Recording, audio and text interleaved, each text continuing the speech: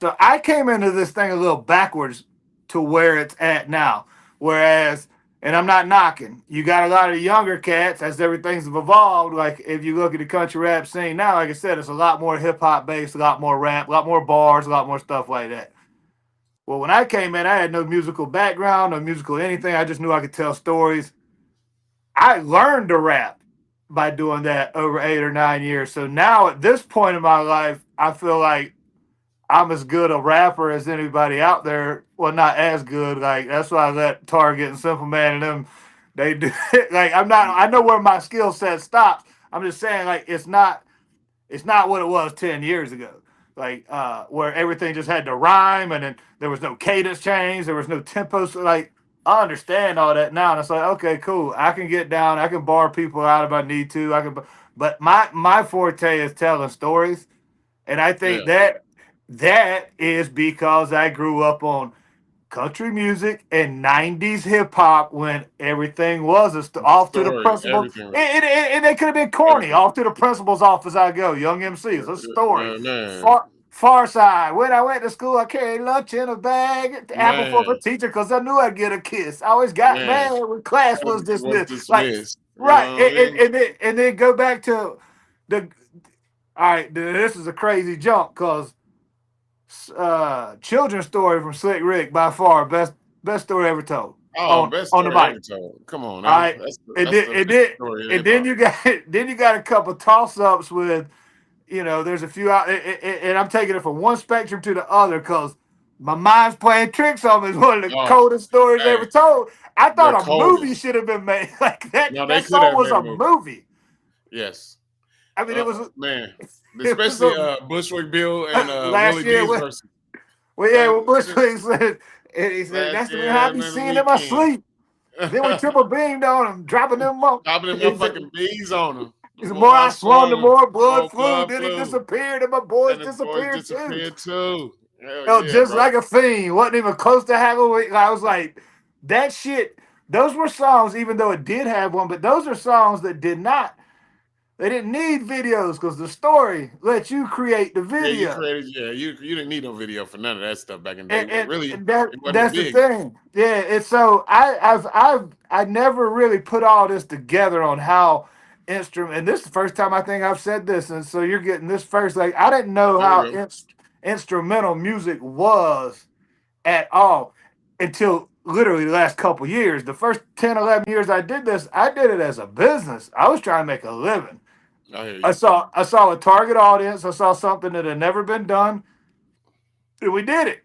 And then I made some terrible decisions over the years, personal stuff that I went through, blah, blah, blah. And I was like, you know what? Try to get away from it, try to get away from it. And then just realized, like, damn, I think this is what I'm supposed to be doing. It's kind of in my blood. I'm like, I'm a big believer in like, uh, God's story is already written. Like, it's playing, Yeah. like, I, Oh yeah. I didn't plan on being in nowhere, Kentucky. I'm in the middle of nowhere, Kentucky. Never lived in Kentucky. Don't know anybody here. I've been here 2 years. I got two friends. One of them's a plumber, and one of them's an electrician because they had to come out to work at the Yep. house. Like that's You they made friends with the yeah. helper. Now we're homeboys. But like Yeah. I was here. I think I was put here to figure all that out and realize like you've been trying this, you've been trying, but your heart is in this, and you've been part of something, started something that's really cool now, and that's why I think it's only fair that somebody like me. There's a couple others that could do it, but because I have good relationships with everybody, because I have been there since the beginning, we just started and we're filming now. We're gonna do a legit. This is the story of country rap, and this is how it came about. And Yeah. No. we're And gonna document the whole thing.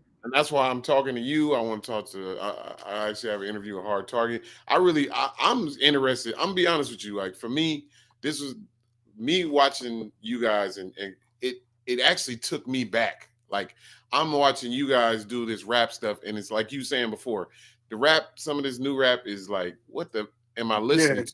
But yeah, when I hear you guys, I find somebody that to me is like, oh, they dope. remind me of this person. Like this person Right. reminds me of that person. I get like my favorite line was like, I know you know Jesse Howard and Newbreed. Mhm. I think Jesse Howard and Newbreed are like Nate Dogg and Warren G. Yeah, They they they got kind of that.